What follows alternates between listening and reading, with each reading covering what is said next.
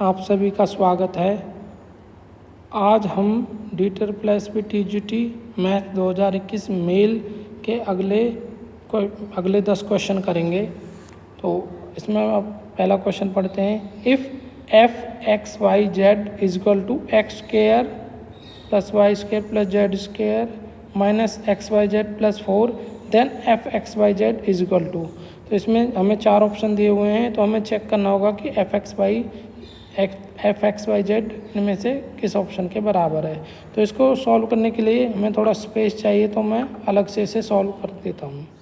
यहाँ हमें f(x, y, z) की वैल्यू दी हुई है x square plus y square plus z square minus x y z plus 4, और हमें देखना है कि ये वैल्यू f(x, y, z) किसके बराबर है इन दिए हुए ऑप्शन में से। तो पहले हम फर्स्ट ऑप्शन ए चेक करते हैं। ऑप्शन ए में वैल्यू है f(z,y,x). ये f(z,y,x) की वैल्यू कैसे निकलेगी? इसमें जहाँ z है उसकी जगह पे x आ गया, और जहाँ x है उसकी जगह पे z आ गया। y अपनी जगह पे चेंज नहीं हुआ है, तो यहाँ से f(z,y,x) की वैल्यू निकलेगी। हम x की जगह पे z रख देते हैं, y को चेंज नहीं करते हैं, और z की जगह पे x रख देंगे। तो यहाँ पर z,y,x प्लस 4 आएगा। थोड़े से सिंप्लीफाई करते हैं, यानी अरेंज करते हैं, इनको आगे पीछे कर देते हैं। तो x square plus y square plus z square, और मल्टीप्लाई में भी आगे पीछे हो सकते हैं। तो एक्स वाई जेड प्लस 4, तो हम देखेंगे कि ये दोनों वैल्यू सेम है, तो ये बराबर f(x,y,z) के ही है। तो ये ऑप्शन करेक्ट है। हम बाकी ऑप्शन को भी देख लेते हैं। ऑप्शन बी नहीं होगा, ऑप्शन बी यहाँ पर नहीं होगा, क्योंकि ऑप्शन बी में जो वैल्यू है वो 0 के बराबर है, और एक्स वाई जेड की हर वैल्यू के लिए ये 0 आना पॉसिबल नहीं है। तो अब हम ऑप्शन सी को चेक करते हैं। ऑप्शन सी में वैल्यू है f(-x,y और z). तो हम यहाँ पर क्या करते हैं, f(-x,y,z) की वैल्यू कैसे निकलेगी? x को -x से चेंज कर देते हैं, और y को और z को एज इट इज रखते हैं। तो देखते हैं वैल्यू क्या आती है। तो यहाँ पर हम इसको -x² plus y square plus z square minus -x y z plus 4 आएगा। तो -x का स्क्वायर x स्क्वायर हो जाएगा, y square plus z square minus minus plus x y z plus 4। तो हम ये देखेंगे बराबर नहीं है f(x,y,z) के, ये इस दी हुई वैल्यू के बराबर नहीं है। तो ये ऑप्शन सही नहीं है। और एक बार हम डी ऑप्शन को भी देख लेते हैं। डी ऑप्शन की वैल्यू आएगी -f(x,y,z), यानी x को x रहने देंगे, y को y और z को -z से रिप्लेस कर देंगे, और पूरे ब्रैकेट के बाहर माइनस रख के देखते हैं क्या वैल्यू आती है इसके x,y,z के बराबर या नहीं। तो -r रखेंगे, x square plus y square, लेकिन z को -z रखना है। ये हमें इस दी हुई f(x,y,z) में वैल्यू रख के हम चेक कर रहे हैं। x square plus y square minus z का whole square minus x y minus z plus 4। तो हम इसको सॉल्व करेंगे तो वैल्यू आएगी निकल के x square plus y square plus z square, ये माइनस माइनस प्लस हो जाएगा एक्स वाई जेड प्लस 4। तो ये देखेंगे ये भी वैल्यू बराबर नहीं है f(x,y,z) के। तो इसका मतलब ऑप्शन ए इसका करेक्ट आंसर है। तो इसकी वैल्यू f(z,y,x) के बराबर है। तो option A is correct answer. अब हम क्वेश्चन सेकंड करते हैं। सेकंड क्वेश्चन में दिया हुआ है, question second, Taylor's theorem is mainly used in expressing the function as sum with fill in the blank term। तो इसमें हमें बताना है कि जो टेलर थ्योरम है मेनली उसमें जो टर्म्स होती हैं वो कंप्लीट टर्म होती हैं, या फाइनाइट टर्म होती हैं, या इनफाइनाइट टर्म होती हैं, या पार्शियल टर्म होती हैं। तो आपको पता है कि जो टेलर थ्योरम की एक्सपेंशन होती है f(a + h) is equal to f(a plus h upon 1 factorial f dash a plus h square upon 2 factorial f double dash a plus and so on. इस तरीके से इसमें आपको पता है इसमें इनफाइनाइट मैनी टर्म्स होती हैं, तो इसलिए यहाँ पर इनफाइनाइट मैनी टर्म्स आंसर आएगा, क्योंकि टेलर्स थ्योरम की जो एक्सपेंशन होती है उसमें जो टर्म्स होती हैं वो इनफाइनाइट मैनी टर्म्स होती हैं। तो इसका ऑप्शन सी आएगा, सी इज करेक्ट आंसर। अब हम क्वेश्चन नंबर 3 पढ़ते हैं। According to which theorem there exist a real number c between a and b such that f dash c is equal to 0 whenever f dash a into f dash b less than 0 such that f be defined and derivable on closed interval a b। तो हमें यहाँ पर देखना है इनमें से कौन सी theorem की स्टेटमेंट है। जो दी हुई स्टेटमेंट है तो ये कौन सी थ्योरम, डिरिचलेट थ्योरम है, मिलनेस थ्योरम है, या डारबॉक्स थ्योरम है, या रेजिस थ्योरम है। तो हम यहाँ देखेंगे कि ये जो दी हुई जो स्टेटमेंट है ये डारबॉक्स थ्योरम की स्टेटमेंट है, क्योंकि मैं आपको डारबॉक्स थ्योरम की स्टेटमेंट क्या होती है ये आपको बताता हूँ। डारबॉक्स थ्योरम की स्टेटमेंट होती है Darboux theorem, if a function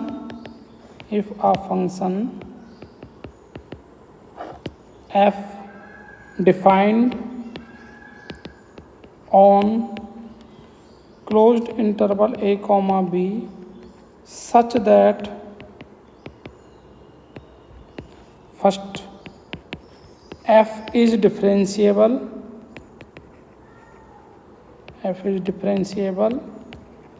on closed interval a comma b, और सेकंड कंडीशन होती है f dash a and f dash b are of opposite sign. अगर एफ डैश ए और एफ डैश बी अगर opposite sign के होंगे तो that is f dash a into f dash b की जो मल्टीप्लाई होगी वो लेस देन 0 होगी, क्योंकि अपोजिट साइन मीन्स एक पॉजिटिव होगा और एक नेगेटिव होगा, तो उन दोनों का प्रोडक्ट लेस देन 0 ही आएगा। तो then there exist at least one c belong to open interval a comma b such that f dash c is equal to 0। देखो ये कुछ ये स्टेटमेंट कुछ ये लैग्रेंज मीन वैल्यू थ्योरम की तरह है, लेकिन उसमें और इसमें थोड़ा सा अंतर है।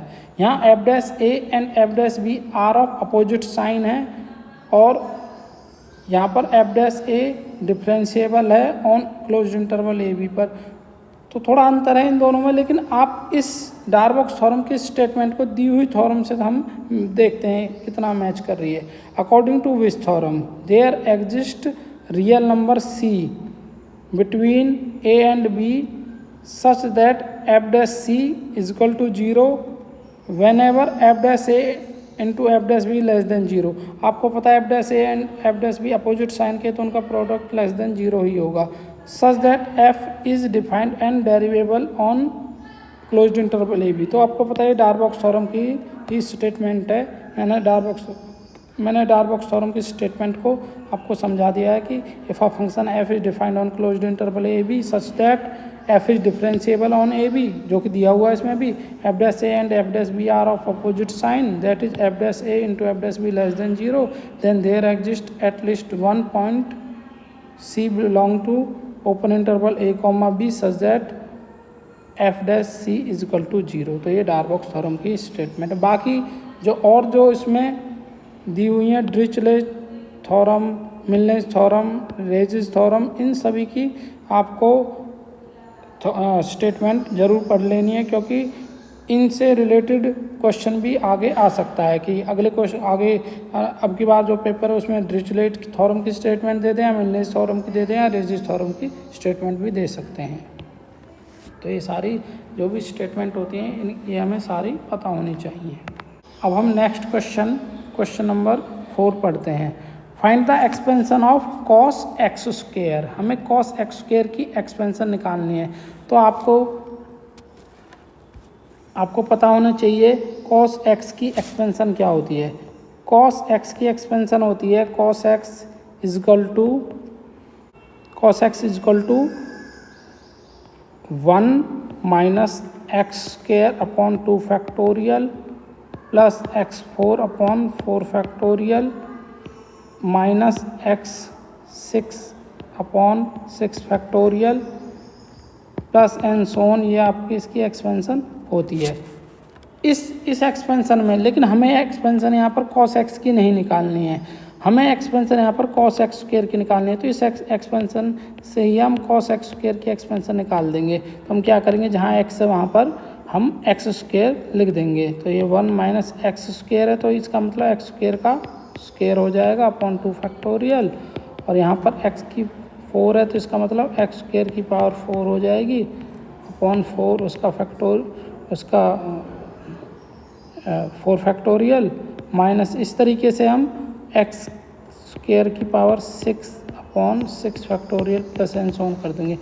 तो ये क्या होगा हमारा, इससे आगे सॉल्व करेंगे तो ये हमारी वैल्यू निकल के आएगी cos x square is equal to 1 minus x to the power 4 upon 2 factorial plus x to the power की पावर मल्टीप्लाई होके एक्स की power 8 upon 4 factorial minus and so on. ये हमारा आ जाएगा। तो ये ऑप्शन सी यहाँ पर मैच कर रहा है।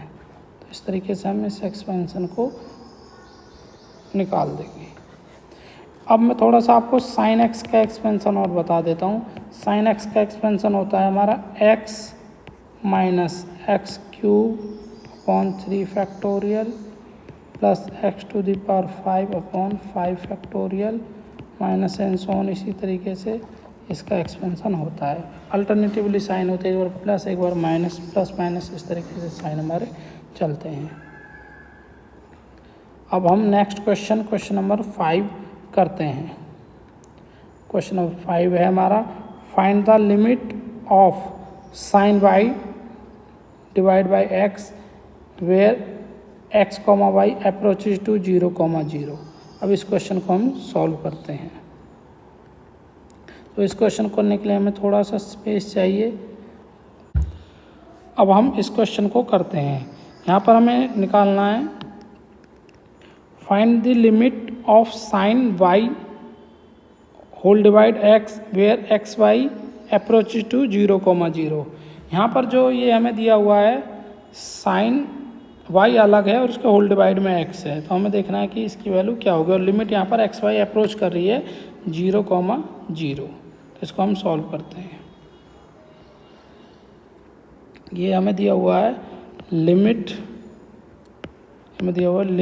X tend to 0 y tend to 0 और साइन वाई अपॉन एक्स, ये क्वेश्चन है। तो इसमें हम क्या करेंगे, आपको पता है लिमिट जब हम निकालते हैं तो लिमिट चाहे हम किसी भी पाथ के अलोंग चलें, लिमिट हमेशा सेम आती है, लिमिट डिफरेंट नहीं होती। अगर लिमिट अलग अलग आ रही है तो उस केस में लिमिट एग्जिस्ट नहीं करती है। यहाँ पर हम y equal to m x ले लेते हैं। यहाँ पर along the path y equal to m x हम लेते हैं। तो हम यहाँ पर कौन सा पाथ लेते हैं, वही पाथ लेते हैं जिस पर ये कंडीशन दी हुई लिमिट भी हमारी सेटिस्फाई करे, यानी x की वैल्यू 0 पर y की वैल्यू भी 0 आए तो ही वो पाथ ले सकते हैं। हम अपनी मर्जी से कोई ऐसा पाथ नहीं ले सकते जो उस दी कंडीशन को सेटिस्फाई ना करे। तो हम यहाँ y equal to m x path लेते हैं। तो यहाँ पर y की जगह पे एम एक्स रखते हैं, तो ये sine m x upon x आएगी और लिमिट हमारे यहाँ रहेगी x tend to 0 y tend to 0। तो यहाँ पर हम देखते हैं क्या आएगी वैल्यू निकल के, लिमिट x टेंड टू 0। जब यहाँ पर हमारा y, हमने y की वैल्यू एम एक्स रख दी है तो लिमिट y की लिखने की कोई ज़रूरत नहीं है। अब sine m x upon x, तो हम क्या करेंगे, यहाँ पर हम देखेंगे साइन का, यहाँ पर जो है साइन एम एक्स है तो हम यहाँ पर क्या करेंगे, एम एक्स नीचे बना लेंगे, एम की मल्टीप्लाई नीचे करके एम की मल्टीप्लाई ऊपर करके। तो हमें पता है ये जो वैल्यू है ये वैल्यू हमारी 1 हो जाएगी, क्योंकि अगर x टेंड टू 0 होगा तो एम एक्स टेंड टू भी 0 होगा। तो उस केस में एक फार्मूला होता है limit x tend to 0 sine x upon x is equal to 1 होता है। तो ये वैल्यू 1 के इक्वल आ जाएगी और इनटू में ये m, तो इस लिमिट की वैल्यू m आ जाएगी। लेकिन यहाँ पर जो m है वो हमने अपनी तरफ से लिया है, m यहाँ पर फिक्स नहीं है, m की अलग अलग वैल्यू हो सकती हैं। तो इसका मतलब ये जो हमारी लिमिट है ये यूनिक नहीं है, नॉट यूनिक। यहाँ लिमिट हमारी यूनिक नहीं है, जबकि लिमिट यूनिक आनी चाहिए। तो इसलिए इसकी जो लिमिट है वो लिमिट डज नॉट एग्जिस्ट आएगी, क्योंकि लिमिट डज नॉट एग्जिस्ट इसका आंसर आएगा। क्योंकि जो हमारे यहाँ पर लिमिट है वो एग्जिस्ट करनी चाहिए और यूनिक होनी चाहिए, तभी लिमिट एग्जिस्ट मानी जाती है। अब हम यहाँ क्वेश्चन नंबर 6 को करते हैं। क्वेश्चन नंबर 6 की स्टेटमेंट है, find the value of integral of f where f x y is equal to x square y plus x y d x, x square plus में x square plus y square d y over the limit -1 to 1। यहाँ पर हमें limit दी हुई है -1 से 1, लेकिन यहाँ path नहीं दिया हुआ है। उस पाथ को हम खुद लेके इसको हम ग्रीन्स थ्योरम की हेल्प से इस क्वेश्चन को सॉल्व करेंगे। तो एक बार ग्रीन्स थ्योरम की क्या स्टेटमेंट होती है मैं आपको बता देता हूँ। ग्रीन्स थ्योरम की स्टेटमेंट फॉर्मूला जो यहाँ पर हमें यूज करना है वो होता है integration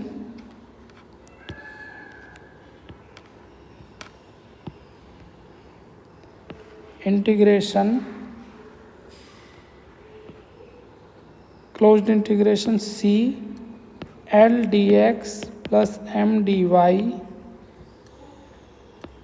is equal to double integration t along the path जिस पाथ के अलोंग हमें इंटीग्रेशन लेनी है, curly m over curly x minus curly l over curly y dx over dy।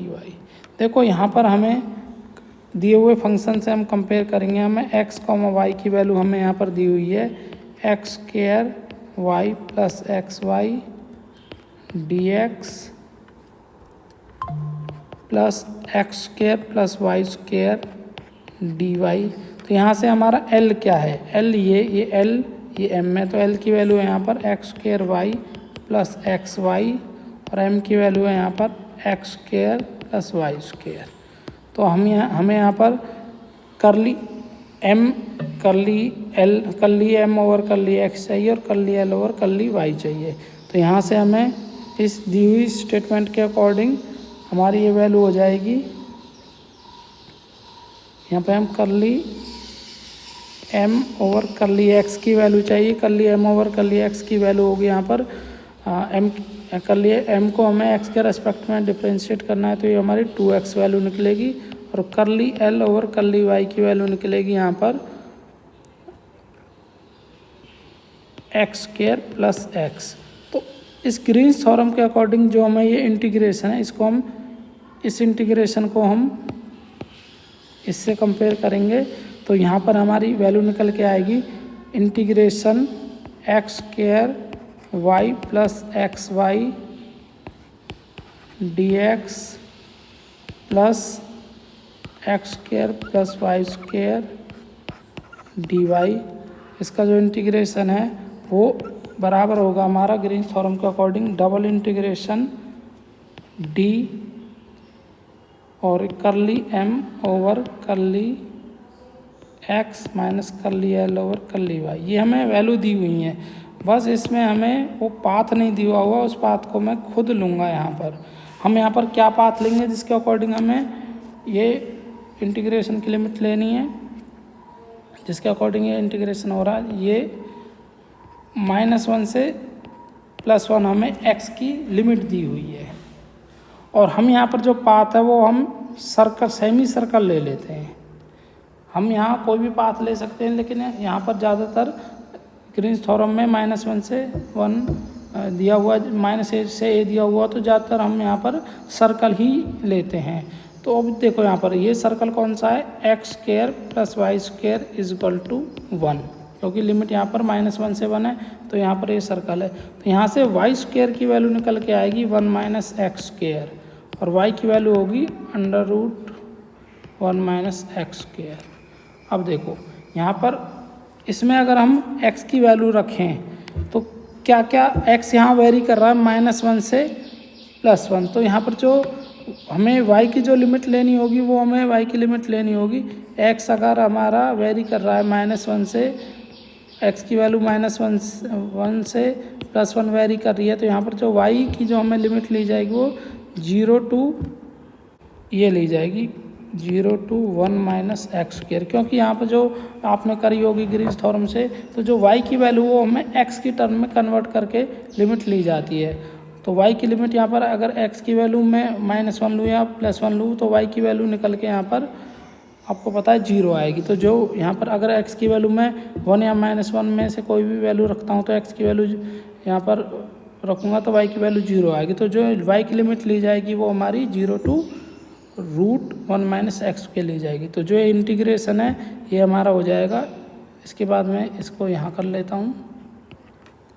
तो जो हमारा इंटीग्रेशन है वो हो जाएगा इंटीग्रेशन x की लिमिट -1 से 1 रहेगी, y की लिमिट हो जाएगी यहाँ पर 0 टू √1 माइनस एक्स स्क्वायर। और यहाँ पर हमने कर लिया m ओवर कर लिया x की वैल्यू निकाली हुई है, कर लिया m ओवर कर लिया x की वैल्यू 2x आई थी, तो यहाँ 2x रख देते हैं, 2x माइनस इस कर लिया l ओवर कर ली y की वैल्यू हमारी एक्स स्क्वायर प्लस x आई थी, तो ये हो जाएगी एक्स स्क्वायर प्लस x, इसको हम dx dy।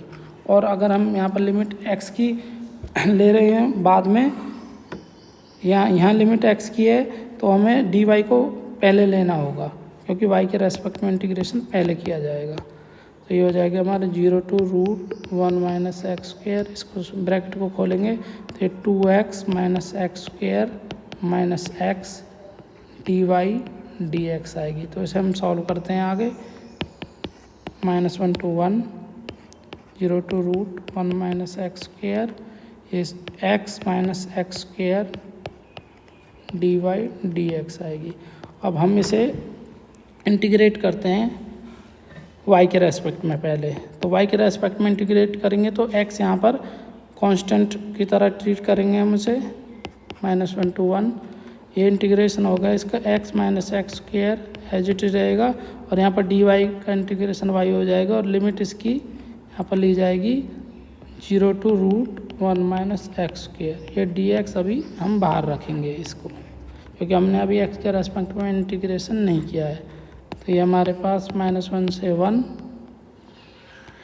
x minus x square, और इसका इंटीग्रेशन हो जाएगा, इसकी लिमिट रखेंगे हम, y की एक बार लिमिट रखेंगे √1 minus x square upper limit minus lower limit, और जो अब ये सॉल्व होके ये dx यहाँ लिखा जाएगा, ये वाला dx। अब हम इसको आगे मल्टीप्लाई करते हैं, तो -1 to 1 x minus x square into √1 minus x square dx। अब देखो थोड़ा से इसे सिंप्लीफाई करते हैं, -1 टू 1 x कॉमन ले लेंगे तो 1 माइनस एक्स स्क्वायर आएगा, और ये रूट में 1 माइनस एक्स स्क्वायर dx है। तो आपने देखे x की ये और ये सेम वैल्यू है, तो ये पावर इंक्रीज होके -1 टू 1 ये x 1 माइनस एक्स स्क्वायर की पावर 1 पावर और आधी 3/2 पावर हो जाएगी। अब हमें इसका इंटीग्रेशन करना है, आप इसका चाहे सब्स्टिट्यूशन से करो या डायरेक्ट करो, तो हम इसका डायरेक्ट इंटीग्रेशन कर लेते हैं। -1 टू 1 हमें पता है इसका डिफ्रेंशिएशन -2x होगा, तो हम अपनी तरफ से -2x बना लेंगे, -1/2 बाहर लिख के -2 की मल्टीप्लाई कर लेंगे, 1 माइनस एक्स स्क्वायर ये होल पावर 3/2 भी है dx। अब देखो अब ये t है, t की पावर 3/2, और ये dt है, कौन कौन है dt ये मैं दूसरे पेन कलर से आपको शो करा के दिखा देता हूँ। यहाँ पर ये और ये dt का काम कर रहे हैं, और ये यहाँ पर t है, तो t की पावर 3/2 dt का इंटीग्रेशन क्या होता है, t की पावर एक पावर इंक्रीज हो जाएगी, t की पावर 5/2 डिवाइड बाई 5/2, और हमारी लिमिट डायरेक्ट लग जाएगी। क्योंकि मैंने यहाँ सब्स्टिट्यूशन नहीं किया, तो मैं यहाँ पर लिमिट पुट करने की मुझे कोई ज़रूरत नहीं है, लिमिट चेंज करने की कोई ज़रूरत नहीं है। तो मैं यहाँ पर डायरेक्ट इंटीग्रेशन करके डायरेक्ट ही लिमिट पुट कर दूँगा तो ये हो जाएगा टी की पावर 5/2 यानी कि 1 माइनस एक्स स्क्वायर की होल पावर 5/2 एक पावर इंक्रीज होगी डिवाइड बाई 5/2 और लिमिट हमारी अप्लाई हो जाएगी -1/2 हमारे बाहर चल ही रहा है, लिमिट -1 से 1 यहाँ पर लगा देंगे हम। तो ये सॉल्व कर लेते हैं, कांस्टेंट को बाहर भी निकाल सकते हैं 1/2, ये उल्टा होके 2/5 हो जाएगा और एक बार x की अपर लिमिट रखेंगे 1 माइनस एक्स की पावर 5/2 है, सॉरी एक बार इसकी अपर लिमिट हमें ये -1 से 1 है। एक बार अब इसमें हम लिमिट पुट कर लेते हैं, लिमिट पुट करेंगे तो -1/5 बाहर है, x की 1 रखेंगे तो 1 माइनस 1 का स्क्वायर 1 ही होगा माइनस, अब लोअर लिमिट रखेंगे 1 माइनस -1 का स्क्वायर भी करेंगे वो भी +1 ही होगा। जब x की जगह पे हम 1 रखेंगे तो 1 का स्क्वायर भी 1 होगा और -1 का स्क्वायर भी 1 होगा तो 1/5 ये 0 -0 1 -1/5 इंटू 0 तो ओवरऑल वैल्यू ये सॉरी ये 1/5 है, एक बार मैं इसे लिख देता हूँ ओके। तो ये ओवरऑल वैल्यू 0 हमारी आएगी, तो इसका आंसर 0, ये करेक्ट आंसर 0 है। थोड़ा लेंथी हो गया था क्योंकि ये क्वेश्चन और किसी मेथड से सॉल्व नहीं होता, ये ग्रीन्स थ्योरम की हेल्प से ही इसे सॉल्व किया जा सकता है। अब हम क्वेश्चन नंबर 7 को सॉल्व करेंगे। क्वेश्चन नंबर 7 है हमारे पास, find the absolute maxima of f(x) is equal to 5x³ + x² - x + 1 on closed interval -1, 2। इस दिए हुए इंटरवल पर हमें इसकी एब्सोल्यूट मैक्सिमम वैल्यू निकालनी है, एब्सोल्यूट मैक्सिमा निकालना है। तो इसको हम करते हैं, अब हम इस क्वेश्चन नंबर 7 को करते हैं। क्वेश्चन नंबर 7 में हमें find the absolute maxima of f(x) हमें यहाँ दिया हुआ है 5x³ + x² - x + 1 और यहाँ हमें इंटरवल दिया हुआ है -1, 2 क्लोज्ड इंटरवल। आपको पता है एब्सोल्यूट मैक्सिमा वैल्यू हमें निकालनी है, तो इसके लिए हमें f(x) की वैल्यू इन दिए हुए इंटरवल की एक्सट्रीम पॉइंट पर भी यानी -1 और 2 पर भी इसकी वैल्यू निकालनी होती है और जो इसके लोकल मैक्सिमा मिनिमा के जो पॉइंट होते हैं उन पर भी हमें f(x) की वैल्यू निकाल के देखनी होती है। जो इसमें मैक्सिमम वैल्यू होती है वो आपकी एब्सोल्यूट मैक्सिमा वैल्यू होती है और जो इसकी जो मिनिमम वैल्यू होती है वो एब्सोल्यूट मिनिमम वैल्यू होती है। तो हम पहले इसमें इसका लोकल मैक्सिमा के पॉइंट निकाल देते हैं, वो क्या होंगे, वो निकलते हैं f' को हम 0 के बराबर रख के निकालेंगे। तो पहले f' की वैल्यू निकालते हैं। f' की वैल्यू होगी यहाँ पर 5 3 जा 15 x² + 2x - 1 और इसके हम अब फैक्टर कर लेते हैं। तो इसके फैक्टर होंगे हमारे पास फर्स्ट और थर्ड की मल्टीप्लाई पे -15 x² आ रहा था, 15x² + 5x - 3x - 1 करके इसके फैक्टर कर लेते हैं। आपको आता है 5x कॉमन ले लेंगे तो 3x + 1 - 1 कॉमन ले लेंगे 3x + 1, इसके फैक्टर हमारे हो गए। एक बार 3x + 1 कॉमन ले लेंगे तो अगले ब्रैकेट में 5x - 1 बचेगा। तो आपको f' की वैल्यू मिल गई है। अब आप यहाँ से इसका लोकल मैक्सिमा या लोकल मिनिमा के पॉइंट निकाल देंगे, वो निकलते हैं, पुट कर देंगे हम f' को 0 के बराबर।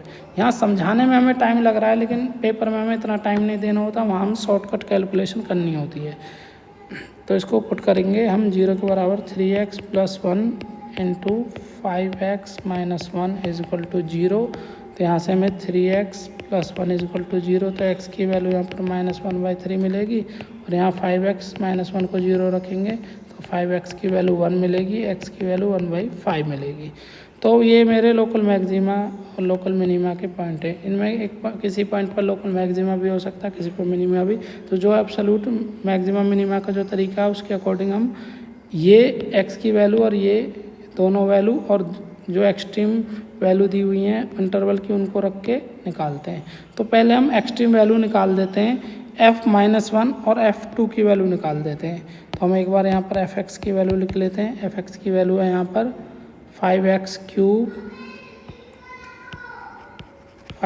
Cube plus x square minus x plus 1 और एक्सट्रीम पॉइंट है हमारे -1, 2। तो एक बार आप f(-1) की वैल्यू निकाल के देखते हैं। 5-1 whole cube plus -1 whole square minus -1 plus 1, तो इसकी वैल्यू निकलेगी 5 -1 का क्यूब -1 ही होगा, -1 का square plus 1 minus plus 1 plus, तो इसकी वैल्यू निकल के आ रही है हमारे पास -5 + 3 यानी -2। अब हम f(2) की वैल्यू निकालते हैं। f(2) की वैल्यू निकलेगी 5 2 का whole cube plus 2 square -2 plus 1, तो ये वैल्यू निकलेगी 2 का क्यूब 8 और 5 8 5 = 40 प्लस 2 का क्यूब 2 का स्क्वायर 4 -2 प्लस 1, तो ये होगा 44।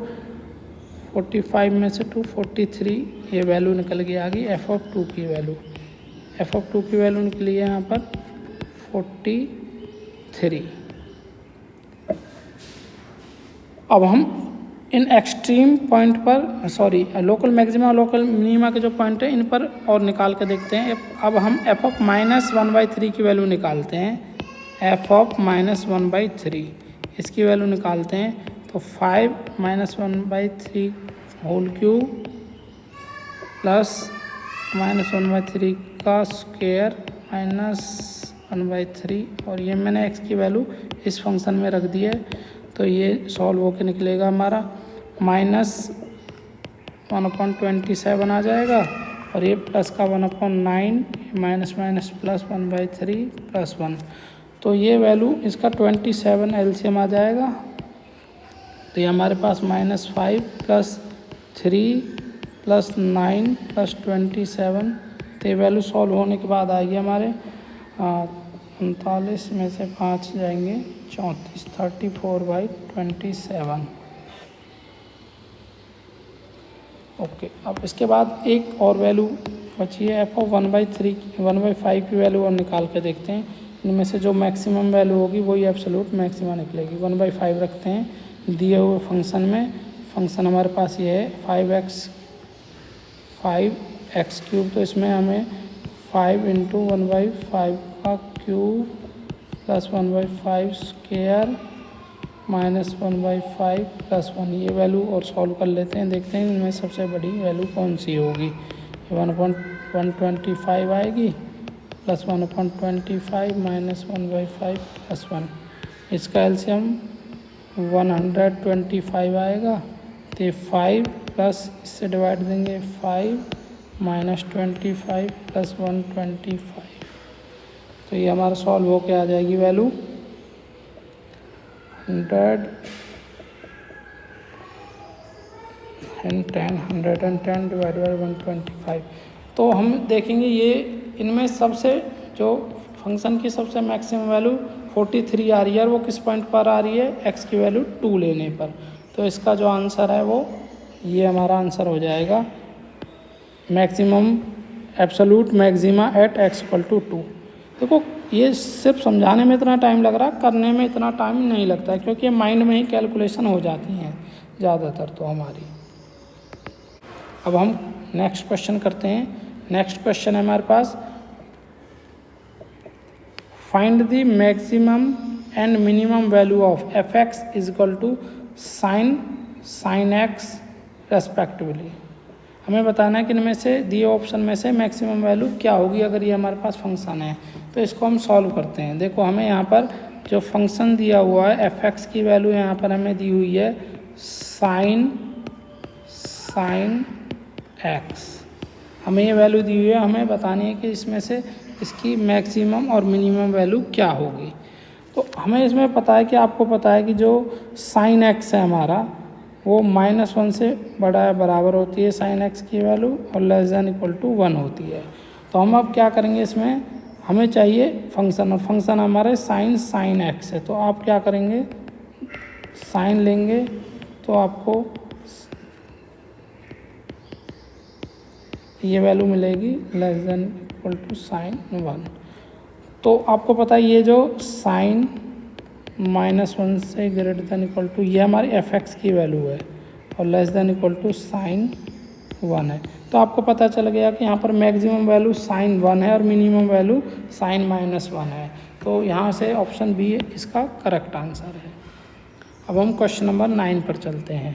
क्वेश्चन नंबर 9 हमें दिया हुआ है, if u and v are continuous on closed interval a, b and have equal finite derivatives in closed interval a, b, then u minus v की वैल्यू क्या होगी? एक इनफाइनाइट वैल्यू होगी या f/g होगी या g होगी या कांस्टेंट होगी, वो हम निकाल के देखते हैं। हमें यहाँ पर u और v क्या है, कंटिन्यूअस दिए हुए हैं किस क्लोज्ड इंटरवल a, b पर, और हैव इक्वल फाइनाइट डेरिवेटिव, और इक्वल फाइनाइट डेरिवेटिव इनका हमें दिया हुआ है। देखो यहाँ पर हम मान लेते हैं कि लेट u एक फंक्शन x का है, तो u हम इसको ux मान लेते हैं, और जो हमारा यहाँ पर v है उसको मैं vx का फंक्शन ले लेता हूँ। तो इसका मतलब हमें यहाँ पर u dash x is equal to v dash x हमें यहाँ पर दिया हुआ है। तो इसका मतलब हम दोनों तरफ इंटीग्रेशन इसका कर सकते हैं, क्योंकि यहाँ पर ये कंटिन्यूअस है और ये डिफरेंशिएबल है, तो इसका यहाँ पर डेरिवेटिव किया जा सकता है। फाइनाइट डेरिवेटिव एग्जिस्ट यहाँ पर कर ही रहा है, इसका हैव इक्वल फाइनाइट डेरिवेटिव दिया हुआ है, तो हम दोनों तरफ इंटीग्रेशन इसका कर लेंगे। u dash x dx is equal to v dash x dx। तो यहाँ पर क्या होगा, इधर इंटीग्रेशन करेंगे u डैश x का, x के रेस्पेक्ट में इंटीग्रेशन करेंगे तो ux आ जाएगा, और इज इक्वल टू ये vx आ जाएगा, और इधर कांस्टेंट ऑफ इंटीग्रेशन आ जाएगा c। अब आपको पता है ux मैंने u को ही लिया तो इसे u लिख सकते हैं, u is equal to v plus c। u को इधर ले आएंगे तो वैल्यू u माइनस v की वैल्यू c, जहाँ पर c क्या है, कांस्टेंट वैल्यू है। कांस्टेंट ऑफ इंटीग्रेशन था तो ये कांस्टेंट वैल्यू है, तो इसका आंसर कांस्टेंट आ जाएगी u माइनस v की वैल्यू। ये छोटे छोटे क्वेश्चन हैं, इसमें कुछ क्वेश्चंस टाइम कंज्यूमिंग है, लेकिन कुछ क्वेश्चन बहुत ईजी और सिंपल क्वेश्चन है। अब हम क्वेश्चन नंबर 10 को करते हैं। Determine the order of the pole cosec z। हमें cosec z के पोल का ऑर्डर बताना है, तो हमें यहाँ पर cosec z को हम लिख सकते हैं 1/sin z, और आपको पता है जो पोल होता है वो डिनोमिनेटर को इक्वल टू 0 रख के निकाला जाता है। तो हम यहाँ पर sin z को 0 के बराबर रखेंगे, तो यहाँ से आपको पता है z की वैल्यू 0 मिलेगी। वैसे तो आपको पता है z की वैल्यू n पाई मिलेगी, जहाँ पर n की वैल्यू कोई भी इंटीजर हो सकता है, 0 भी +-1 +-2, n की वैल्यू 0 +-1 +-2 एंड सो ऑन, बहुत सारी वैल्यू होंगी। लेकिन हमें यहाँ पर जो ऑप्शन में जो वैल्यू दी हुई है वो z की वैल्यू 0 ही लेनी है, क्योंकि ऑप्शन में हमें z की वैल्यू 0 पर ही हमें देखना है। z is equal to 0 is the simple pole, is the simple pole. अब यहाँ पे मैं आपको बताऊँगा कि सिंपल पोल है या ये पोल ऑफ ऑर्डर 3 है या नो पोल, वो जो ऑप्शन दिए हुए हैं उनके अकॉर्डिंग कौन सा सही है। यहाँ पर देखो, यहाँ पर z equal to 0 is the simple pole, ये करेक्ट आंसर है। z equal to 0 is the irregular singularity, बिल्कुल नहीं है, क्योंकि इरेगुलर सिंगुलरिटी ये नहीं है, ये एक पोल है।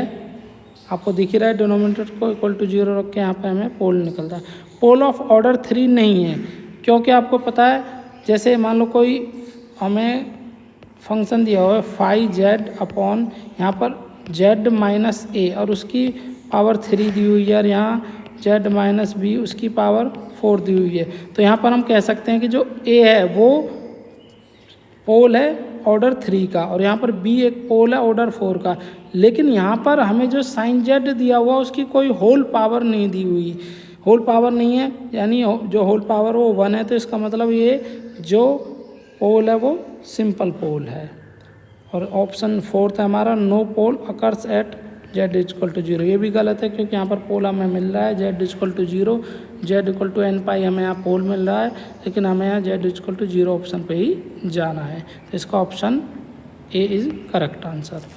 तो इस तरीके से आज हमने इसके 10 क्वेश्चन कर लिए हैं। नेक्स्ट 10 क्वेश्चन हम अगली वीडियो में करेंगे। आपको वीडियो अच्छी लगी हो तो वीडियो को लाइक करें, चैनल को सब्सक्राइब करें। Thank you.